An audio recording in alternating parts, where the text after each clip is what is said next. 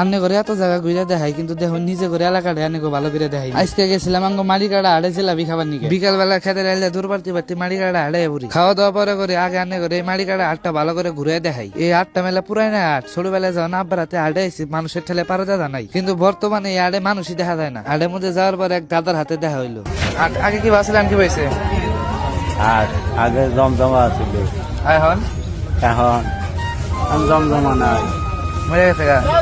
এই 8টা সপ্তাহে 3 দিন বহে, শনিবার সোমবার আর বুধবার। আনেকে তো মেলা দেখাইলাম, এখন এখন যাই জিলাপির বগলে যাই। এই আড়াইলি গেলে আনে করে গরম জিলাপি আনে সোয়ের সামনে ভাইজা জিলাপি সারা ভিনে সিঙ্গারা বড়া পেঁয়াজি আনে সোয়ের সামনে ভাইজা দিব। এছাড়া আরো মেলা কিছু পাওয়া যায়। আহেনে আর কাছ থেকে আর অভিজ্ঞতা সম্পর্কে শুনি।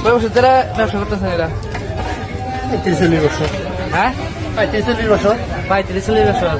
এত কিছু দিয়ে হেয়ার কুলাইতেছে না, তাই কয়েকটা জিলাপি নিয়ে নিলাম। সোয়ের সামনে বাইরে দিতেছে জিলাপি না, খাওয়ার মজা অন্যরকম। খাইতে খাইতে দিয়ে এক বড় ভাই কাজ করতেছে, বড় ভাই একটা দিলাম। আজকে এই পর্যন্তই থাকুন, দেখা হবো নতুন একটা ভিডিওতে।